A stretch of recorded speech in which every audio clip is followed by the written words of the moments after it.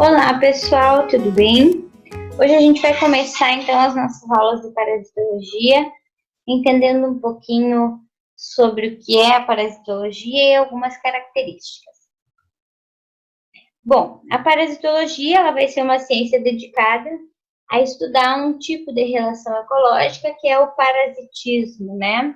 A gente vai ver daqui a pouquinho o que caracteriza esse parasitismo, mas o parasitismo vai ser a presença, né, de um organismo que é parasitado por outro, né? Que vai ser habitado ou invadido por um outro organismo. A parasitologia clínica, no caso, ela vai estudar os parasitas causadores de patologias para o ser humano e o seu hospedeiro, né? A resposta no hospedeiro relacionada ao hospedeiro e a relação do parasito com o hospedeiro.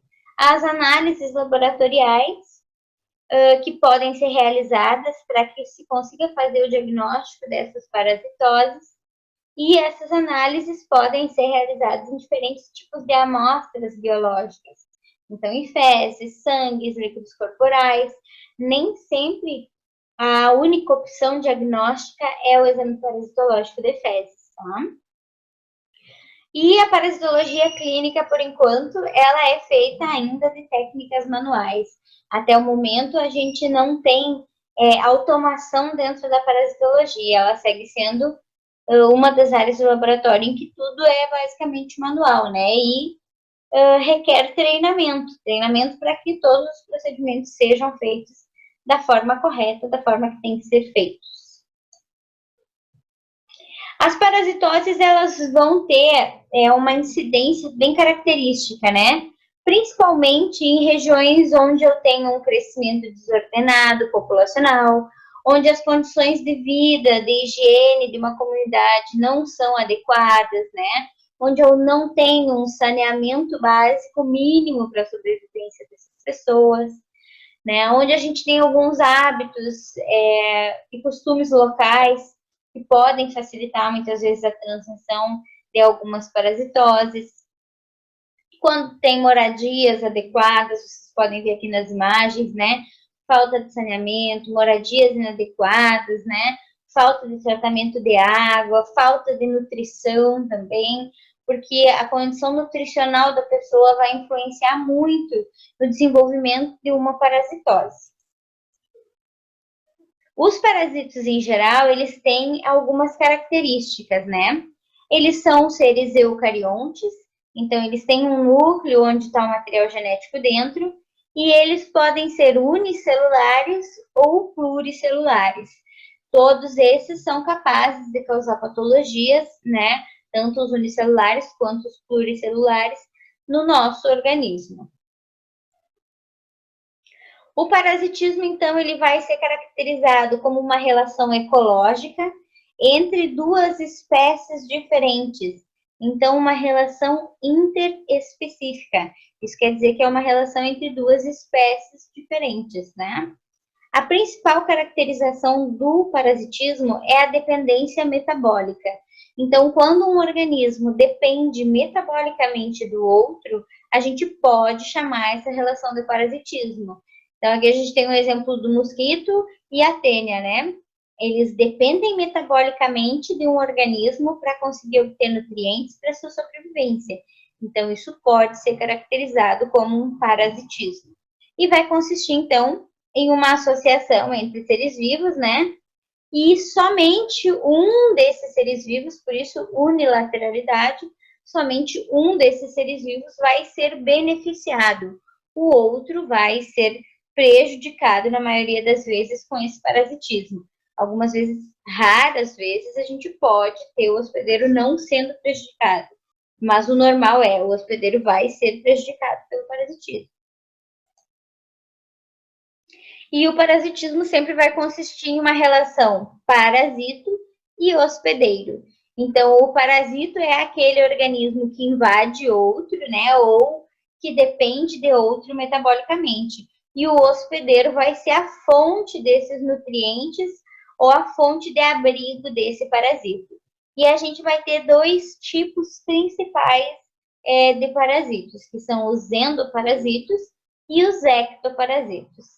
Endo quer dizer interno, né? Dentro. Então, os endoparasitos são parasitos que vivem dentro do organismo hospedeiro. Os ectoparasitos são parasitos que não precisam viver dentro do organismo hospedeiro, eles são externos a esse organismo, mas têm aquela dependência metabólica para sua nutrição. Então, aqui a gente tem um exemplo de endoparasito, que são as lombrigas, né? E aqui a gente tem um exemplo de ectoparasito. Nesse caso é o carrapato, mas o piolho também é um ectoparasito, a pulga é um ectoparasito, o percevejo é ectoparasito. O mosquito funciona como um ectoparasito também, tá? Então, essa divisão em endo e ectoparasito vai nos ajudar a definir onde esse parasito está localizado. Se dentro do organismo que ele está parasitando ou externamente a esse organismo que ele está parasitando. O habitat dos parasitos pode variar um pouquinho. A maioria deles vai se encontrar no tubo digestório, quando a gente fala principalmente dos parasitos pluricelulares, né? Então, o tubo digestório é um local onde a gente encontra vários exemplos de parasitos, em mucosas, no epitélio, em alguns órgãos internos eles podem se alojar, em células mononucleadas fagocíticas. Quem são essas, né? São os macrófagos. Células mononucleadas fagocíticas são os nossos conhecidos macrófagos, muitas vezes em neutrófilos também, no sangue e na linfa. Então, esses são alguns exemplos de locais onde eu posso encontrar, né, um parasito, tá? A gente vai ter, então, diferentes tipos de amostras biológicas que podem servir para a gente conseguir diagnosticar a presença ou não de um parasito num organismo, né? Não só as fezes, como a urina, o sangue, o escarro, secreções urogenitais, aspirados, né? Biópsias de tecidos, conteúdo do adenal, biópsias em geral. Então, tudo isso é material biológico que possibilita a identificação e a detecção de um parasito. Vai depender das características que esse parasito tem, do ciclo de vida, de qual tipo de tecido ele invade, tudo isso vai influenciar em qual é o tecido, em qual é o material biológico que eu vou utilizar para minha análise. A gente vai ter aqui os eumintos, né? Que são os parasitos que a gente vê como mais populares, assim, onde está a lombriga, a tênia. E esses eumintos, geralmente, eles vão ser detectados pela presença de ovos, das larvas ou do verme adulto, né? Os protozoários, por sua vez, eles vão ser identificados e detectados pelas diferentes formas do seu ciclo biológico. Então, trofozoitos, cistos, oocistos, esporos, tudo isso são formas morfológicas que o parasito pode se encontrar em uma diferente etapa do seu ciclo de vida, mas tudo isso a gente vai conseguir entender a cada nova parasitose que a gente estudar. O número de hospedeiros também vai auxiliar no processo de classificação de um parasito. Então, quando um parasito ele tem somente um hospedeiro ao longo do seu ciclo de vida, a gente chama ele de monoxênico. Quando esse parasito tem 2 ou mais hospedeiros ao longo do seu ciclo de vida, então ele vive uma fase do ciclo de vida em um hospedeiro e outra fase do ciclo de vida em outro hospedeiro, a gente chama de heteroxênico. Não confundam, por exemplo, um parasito que faz o seu ciclo de vida completo em um hospedeiro, mas também pode invadir outro hospedeiro. Isso quer dizer que ele é monoxênico, porque ele faz o ciclo de vida completo com um hospedeiro só. A diferença é que ele pode hospedar um organismo humano, ou um cão, ou um gato. Se ele faz o ciclo de vida completo em um único hospedeiro, quer dizer que ele é monoxênico. Se ele faz parte do ciclo em um hospedeiro e a outra parte do ciclo de vida em outro hospedeiro, heteroxênico, tá? Além disso, a gente vai ter tipos de hospedeiros diferentes, né? Existem algumas características que nos ajudam a classificar esse tipo de hospedeiro. Entendam que existem sempre as exceções e que nem sempre vai ser só estritamente assim. Mas, num modo geral, a gente vai ter a classificação em hospedeiro definitivo e hospedeiro intermediário, tá? O hospedeiro definitivo é aquele onde eu encontro primeiro a fase adulta do parasito. Então, a primeira coisa que define um hospedeiro como sendo definitivo é eu encontrar a fase de desenvolvimento adulto desse parasito no hospedeiro definitivo. Além disso, eu posso ter a reprodução sexuada principalmente no hospedeiro definitivo. Então, se eu tenho reprodução sexuada, eu posso estimar que esse é o meu hospedeiro definitivo. Não quer dizer que somente sexuada, tá? A gente vai ter algumas exceções, alguns parasitos que só fazem reprodução assexuada. E aí a gente tem reprodução assexuada mesmo que no hospedeiro definitivo, tá?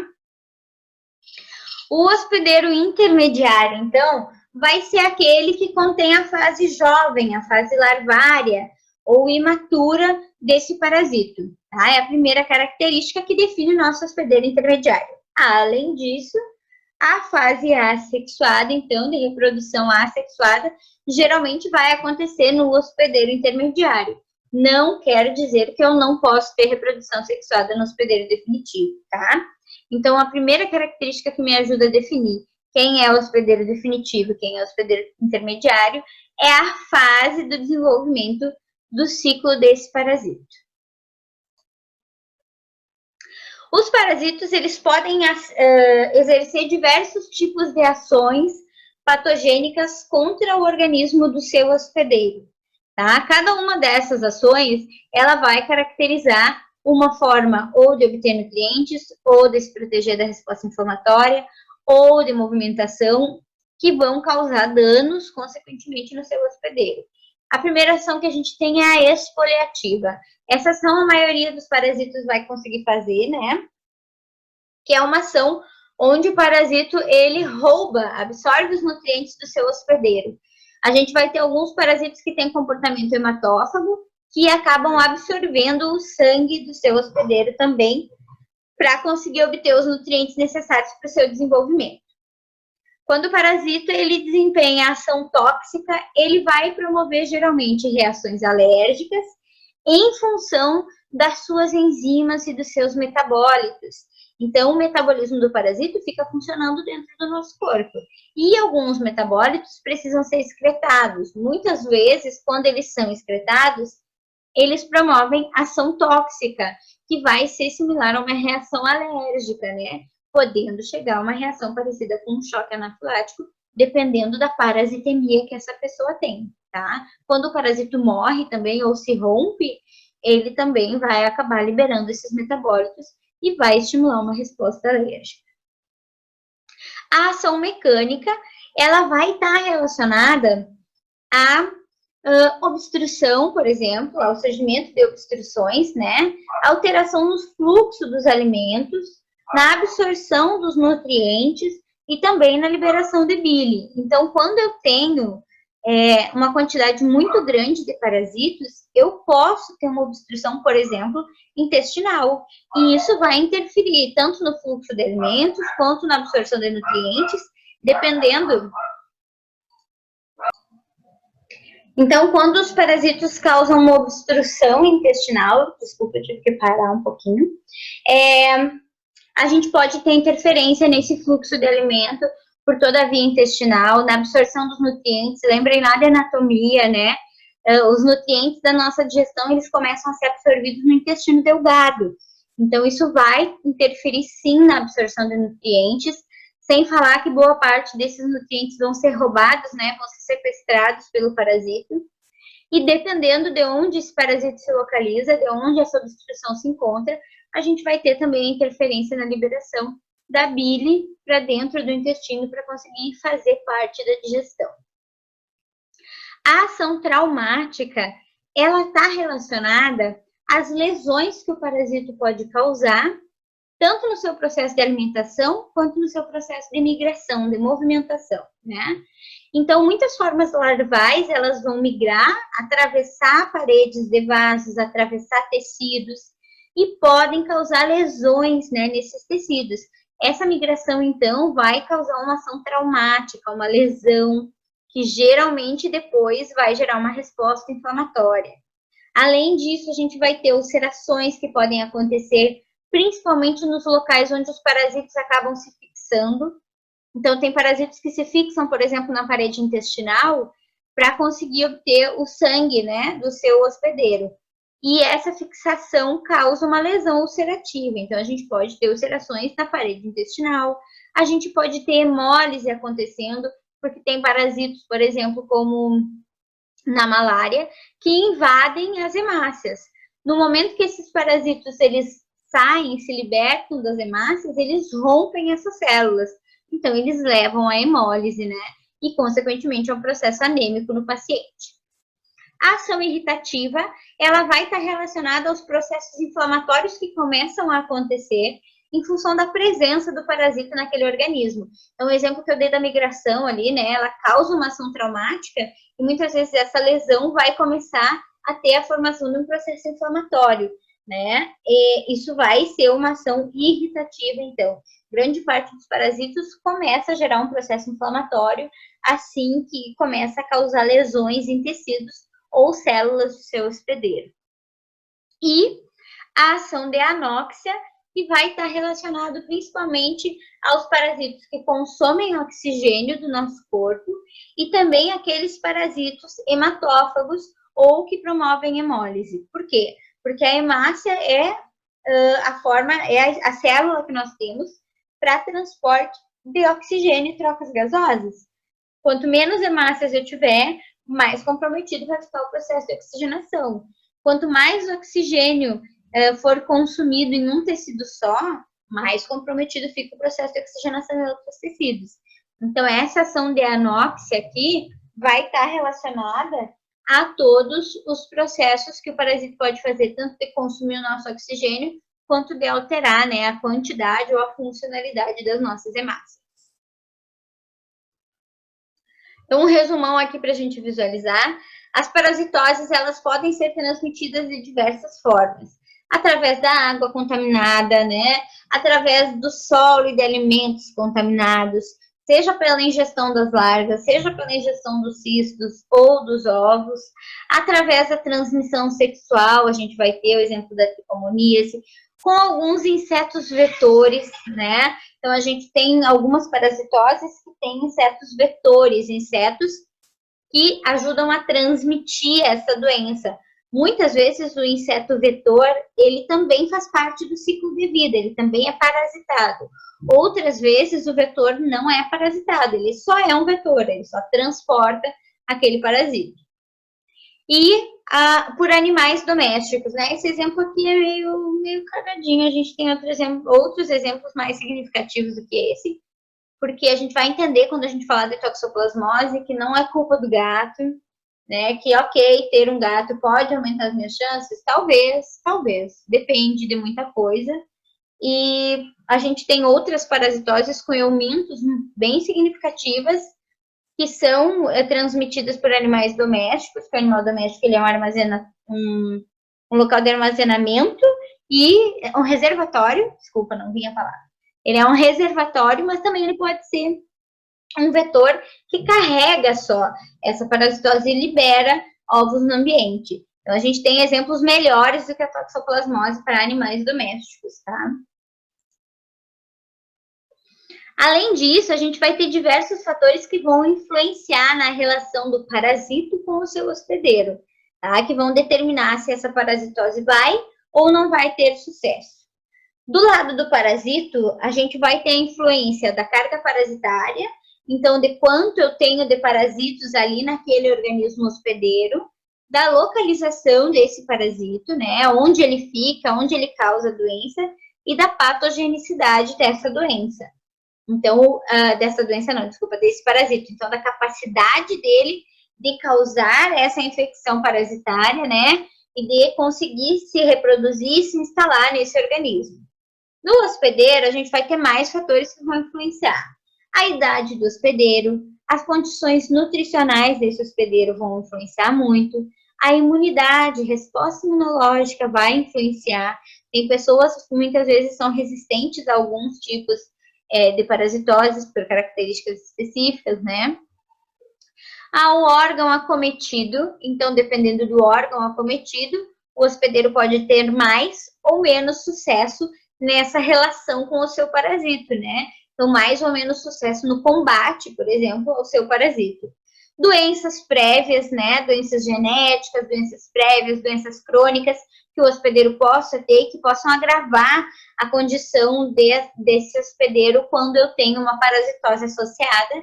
E o uso de alguns medicamentos também pode influenciar em uma parasitose acontecer ou não acontecer. E a gente tem diversos fatores que vão ajudar naturalmente o hospedeiro, né? Ou nós, no caso dos exemplos que a gente vai usar em aula, então que vão ajudar o hospedeiro a ter resistência ao seu parasito, né? A invasão de um parasito. O suco digestivo vai ser um desses fatores. A gente vai ver que, infelizmente, tem vários parasitos que passam pelo suco digestivo dando risada, mas, enfim, é um fator de resistência. A pele, que nos ajuda como uma barreira mecânica, né? A fagocitose, que é feita pelos macrófagos e neutrófilos no nosso sistema imunológico. A dieta que essa pessoa tem, porque a condição nutricional vai influenciar muito, né? E algumas características genéticas que podem interferir ou não nas condições do organismo de permitir ou não permitir essa invasão pelo parasito. Então, os parasitos, eles vão ser subdivididos, né, em 3 grupos principais que a gente vai estudar. Os protozoários e os eumintos vão ser estudados nessa disciplina. E ainda existem, mas que não é o nosso foco, existem os parasitos artrópodes, né? Os artrópodes vão ter os piolinhos ali, os carrapatos, são alguns exemplos, tá? Esse aqui não é nosso foco da disciplina vão ser, então, os protozoários e os eumintos, vão ser os parasitos que a gente vai estudar de agora em diante. Aqui tem um linkzinho de uma aula complementar, para quem quiser assistir também, além da nossa aula, assistir essa aula. Tem um outro canal, eu não lembro se esse vídeo é do Flavonoide ou não, mas o canal Flavonoide no YouTube é muito bom e tem aulas muito boas, tá? Quem quiser assistir, quem quiser complementar informações assistindo vídeos lá, certo, pessoal? Muito obrigada por hoje, façam as atividades dessa aula e até a próxima aula. Beijo!